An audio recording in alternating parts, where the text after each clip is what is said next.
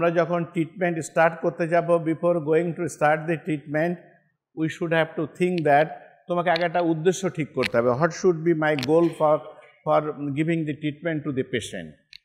First thing দেখো, aim is to have a curative resection.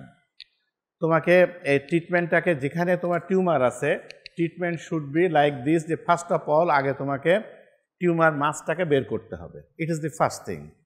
Second thing হলো, tumour মাসটাকে যদি তুমি বের করতে পারো, if you are able to remove the tumour mass, তাহলে কি হলো, লোকালি যেখানে ও শয়তানি করছিল, যেখানে সে দুষ্টমি করছিল, সে জায়গা থেকে আমরা তাকে রিমুভ করে দিলাম। সো ও অনওয়ার্ডস দ্যাট টাইম সে আর কোনো ক্ষতি আমরা করতে পারছে না। এটাই তো কথা। একটা জায়গায় টিউমার হয়ে আছে, ও আস্তে আস্তে আস্তে আস্তে খারাপ জিনিস ছড়াচ্ছে। আমি যদি ওকে কেটে ফেলে দেই, ইফ উই ক্যান রিমুভ ইট, তাহলে কি হলো, ওর হার্মফুল ইফেক্টটা আমার স্টপ হলো। বাট এইখানে আমরা থেমে থাকলে চলবে না। আমরা জানি যে all the malignant tumours have the way to spread, either by means of lymphatics or by means of haematogenous. তো দেন আমাকে সার্চ আগেই আমি করে নিয়েছি যে তার কোথাও কোনো মেটাস্টেসিস আছে কিনা। যদি সেখানে মেটাস্টেসিস থাকে, বা ধরে নিলাম আছে, কোনো ভিজিবল কোনো মেটাস্ট্যাটিক সাইড না পেলেও আমরা অ্যাজিউম করব যে হ্যাঁ, ও যখন once it has been detected, somehow it has been spread. সেখানে হয়তো ডিস্ট্যান্সে কোথাও যে ওর ইফেক্টটা শো করছে না বটে এখনও, but they have got otherwise else. Then we have to perform কি, আমাদের ব্লাইন্ডলি তখন কি করতে হবে, we have to use chemotherapy. কেমোথেরাপিটা আইডিয়াটা কি, যে বডির কোনো জায়গায় যদি অজানা কোনো জায়গায়, আননোন প্লেসে যদি সিডলিং হয়ে থাকে, তাহলে that should be killed by means of chemotherapy. তাহলে কেমোথেরাপির ওয়েটা মানে উদ্দেশ্য হলো এইটা। আর what is the intention of radiotherapy? Radiotherapy means to prevent the local recurrence. Local recurrence prevent করার জন্য we use radiotherapy. That is, আমরা হিট দিয়ে ওই জায়গাটাকে পোড়াই দিচ্ছি। মনে করো তোমার রেকটামের কোনো একটা জায়গায় একটা তোমার গ্রোথ হয়েছে, আমরা এক্সিশন করেছি, তারপরেও মনের ভিতর সন্দেহ থেকে থাকে, যদি আশেপাশে কোনো জায়গায় একটু ফ্যাট লেয়ার বা কোনো মাসেল লেয়ার বা কোনো মিউকাস লেয়ার কোথাও থেকে থাকে, দ্যাট ইজ ওয়াই আমরা সেখানে লোকাল রিকারেন্স প্রিভেন্ট করার জন্য উই ইউজ রেডিওথেরাপি। এটা মনে রাখবা, সব ক্যান্সার ট্রিটমেন্টে আমরা resection first, then chemotherapy, then radiotherapy. Chemotherapy for prevention of distance metastasis and radiotherapy for prevention of local recurrence. Clear? এখন কথা আছে, there are some carcinomas যারা radio sensitive, there are some carcinomas which are not radio sensitive. তো those who are not radio sensitive, সেখানে আমাদের ওটা radiotherapy দেওয়ার কোনো বেনিফিট নাই, শুধু শুধু টিস্যুগুলো পোড়ানো হবে। But basic idea is that we use radiotherapy for prevention of local recurrence and we use chemotherapy for prevention of distance metastasis. Palliative resection একটা কথা আছে। প্রথমে কথা হলো যে আমাদের আগে টার্গেট করতে হবে যে আমরা কিউরেটিভ রিসেকশন করতে পারবো কিনা। টিউমারটা যে স্টেজে আছে, whether it can be curable by means of primary resection. যদি দেখলাম যে হ্যাঁ, আমরা রিসেকশন করে এন্ড টু এন্ড অ্যানাস্টোমোসিস করতে পারবো, অথবা অন্য কোনো ওয়েতে গাট কন্টিনিউটি মেনটেন করতে পারবো, then we will go for primary resection. আর যে দেখা গেল যে না, অনেক লেট স্টেজে এসেছে, আমার এখন রিসেকশন করার কোনো ওয়ে নাই, but we have something to do for the extension of life, তখন আমাদের কী করতে হবে, palliative resection. What do you mean by palliative? যে কোনো উপায় না, একটু মলম লাগায় ওকে একটু স্বস্তি দেওয়া, একটু রিলিফ হওয়া। হয়তো এই ট্রিটমেন্টটা না করলে সে হয়তো 6 মাস লাইফ এক্সটেন্ড পেত, আর এই প্যালিয়েটিভ রিসেকশনটা করলে হয়তো বা 6 মাসের জায়গায় হয়তো 16 মাস অথবা 6 দিনও 12 মাস হলো, লাইক দিস। ঠিক আছে, এটাকে তখন আমরা বলবো palliative resection. Palliative resection is worth doing even in the presence of metastasis when there is obstruction. কেন আমাদের প্যালিয়েটিভ রিসেকশন দরকার? দেখা গেল গ্রোথটা এমনভাবে অবস্ট্রাকশন করে রেখেছে, patient is totally unable to pass his স্টুল। তো স্টুল পাস করতে না পারলে তার তো আর কোনো ওয়ে নাই। তো সেখানে জানছি যে তার লাইফ এক্সটেন্ড হবে না, তারপরও আমরা রিসেকশন করে দেই, দিয়ে স্টুলটাকে ডাইভার্ট করে দেই for a hope of few days or few months or few years, এরকম। তারপরে আসছে কি 3 নম্বর আইডিয়াটা কি, even though surgical treatment is the main modality, radiotherapy and chemotherapy are beneficial. Even though surgical treatment is the main modality, radiotherapy and chemotherapy are beneficial. At surgery, ligation of the vascular pedicle is done first to prevent tumor immobilization. এই একটা important কথা, একটা technical point. আমরা যখন operation করতে যাই, before cutting দি colon, আগে আমরা ওর ভাস্কুলার পেডিকেলটাকে লাইগেট করে নিই, যে রিজনে ওটা ইনভলভ হয়েছে এবং ওই রিজনে যে মেন আর্টারিয়াল সাপ্লাই যেটা আছে ওটাকে আগে আমরা লাইগেট করে কেটে দিই। কেন? যাতে করে ও আর সরাতে না, স্প্রেড করতে না পারে। দেন তারপরে আমরা টিউমার বিয়ারিং এলাকাতে আমরা হস্তক্ষেপ করি। এটা একটা টেকনিক্যাল পয়েন্ট, মাথায় রাখবা। Ligation of bowel, proximal and distal to the tumour helps to prevent transluminal dissemination. আরেকটা টেকনিক্যাল পয়েন্ট। এবার তুমি আর্টারিয়াল ভাস্কুলার পেডিকেলটা বাঁধা হয়ে গেল, এরপরে কি করতে হবে? তোমার টিউমার বিয়ারিং এরিয়ার গাটের প্রক্সিমাল পার্ট অ্যান্ড ডিস্টাল পার্টটাকে তোমাকে ক্লাম করে নিতে হবে। কেন ক্লাম করতে হবে? যাতে ওখান থেকে ও লোকালি আবার ছড়াতে না পারে। ঠিক আছে? Then you should cut and then you should to do the another things. তাহলে proximal and distal to the tumour helps to prevent transluminal dissemination.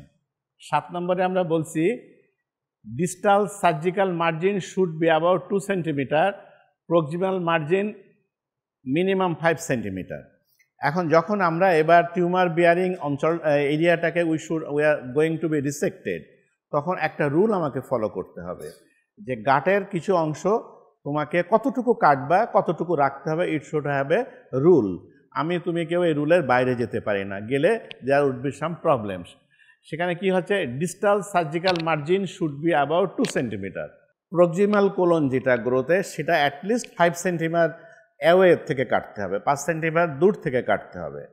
আর ডিস্টালি যেহেতু আমাদের রেকটা অ্যানাস রয়েছে, ওখানে তো বেশি জায়গা পাবো না, ওখানে অ্যাটলিস্ট আমার 2 সেন্টিমিটার ফ্রি মার্জিন রাখতে হবে।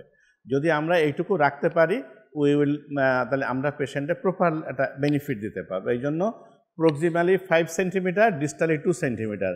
যদি তোমাদের পরীক্ষার সময় এরকম প্রসঙ্গ এসে যায়, যদি দেখা যাচ্ছে তোমরা কেউ খুব ভালো অ্যান্সার করছো, আমরা কিন্তু এটা জিজ্ঞাসা করি। নাও এখন কি টাইপের সার্জারি আমরা করি, তাহলে সার্জারির কিছু প্রিপারেশনের কথা আমরা বললাম। And what are the surgeries we ডান। সেখানে হচ্ছে carcinoma in upper 1/3 of the rectum. যদি রেকটামের আপার 1/3 কার্সিনোমা হয়ে থাকে, তাহলে আমরা কি করব? Carcinoma in lower 1/3 of the rectum, সেখানে হলে আমরা কি করব? দেখো এই পিকচারটা একটু দেখে নাও।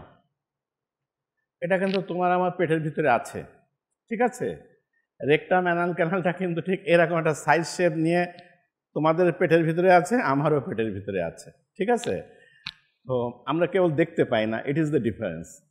এখানে কার্সিনোমা ইন আপার রেকটাম, এটা কিন্তু অ্যানাস। এই জায়গাটা কার্সিনোমা, এটা কিন্তু আপার রেকটামে, আপার থার্ড। আর এইটা হচ্ছে কার্সিনোমা লোয়ার 1/3 আছে।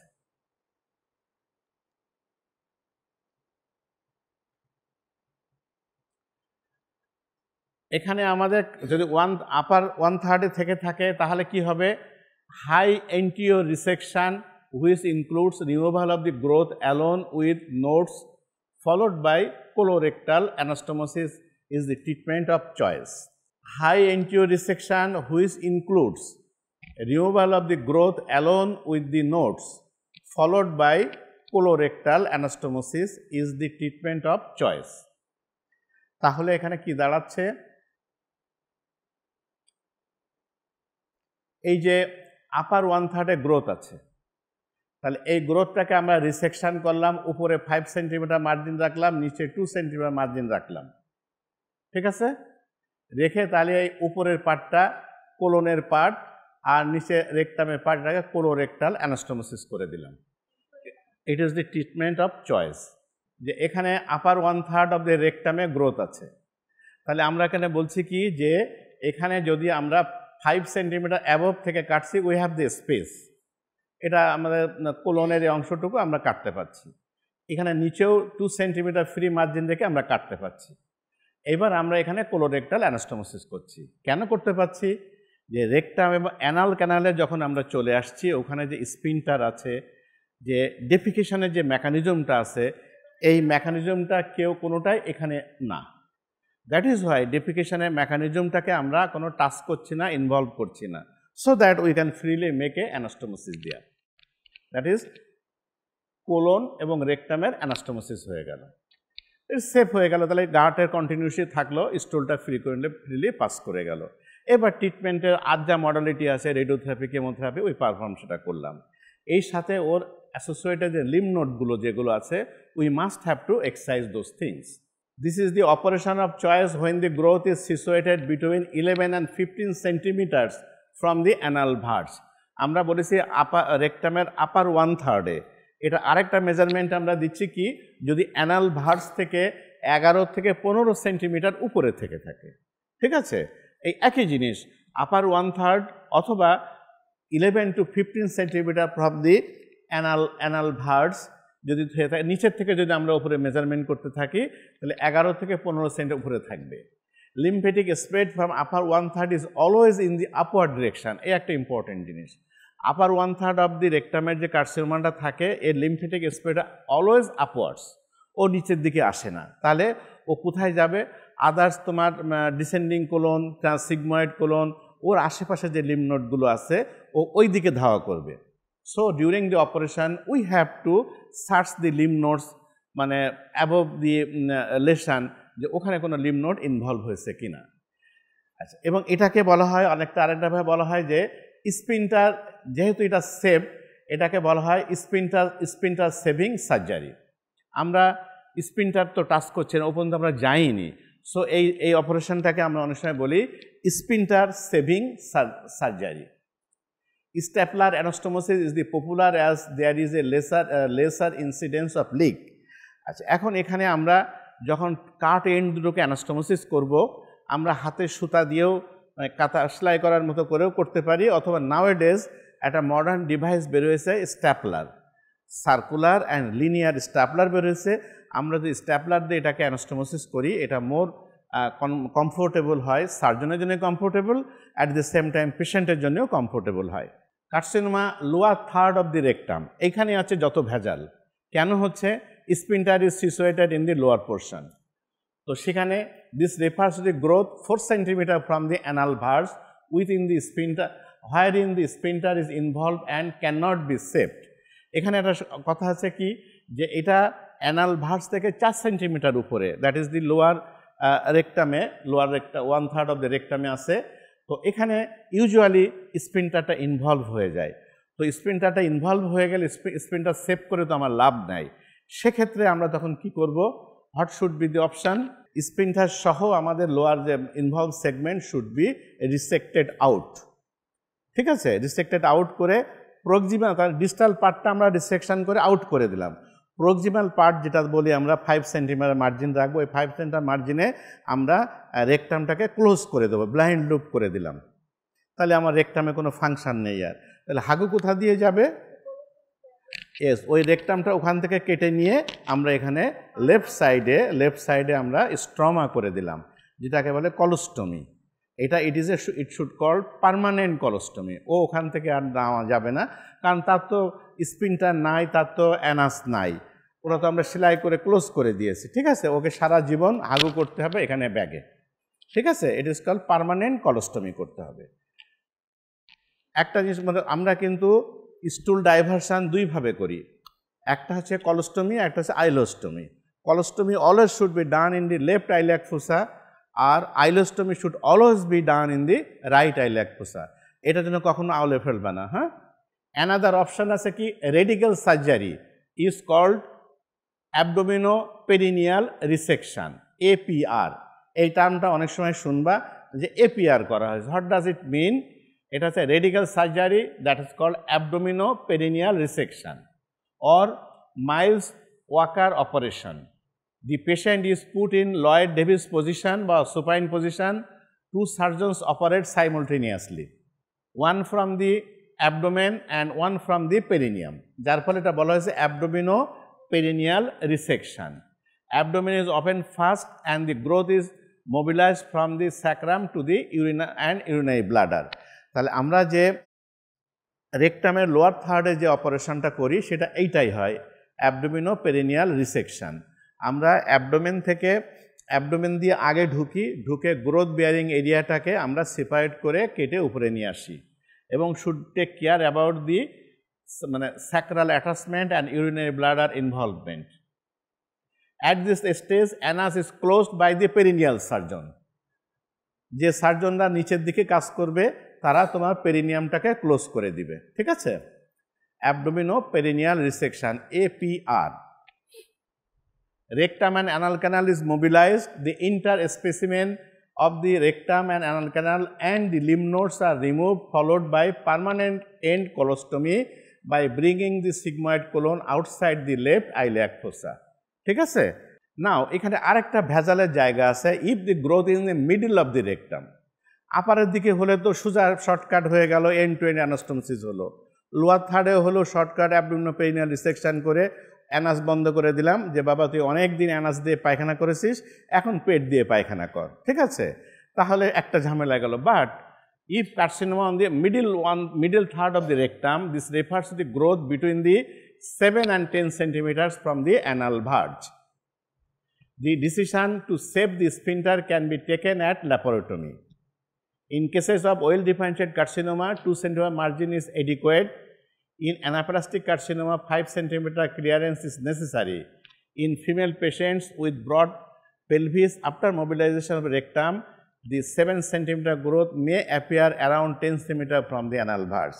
এখানে তোমাকে প্রথমে যেটা বলা হয়েছে যে ল্যাপারোটমি করে তোমাকে ডিসিশন নিতে হবে whether you will able to save the sphincter or not. If you can able to save the sphincter, তাহলে তুমি কি করতে হবে, স্পিন্টারের গ্রোথটাকে প্রক্সিমাল ডিস্টালি কেটে তোমাকে এন্ড টু এন্ড অ্যানাস্টোমোসিস করে দিবে।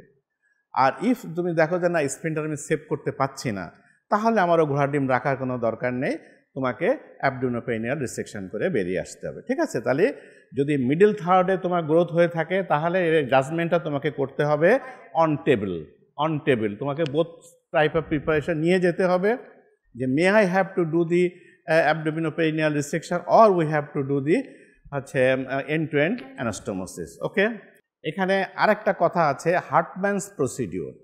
এই জিনিসটা প্রায় শুনে থাকবা।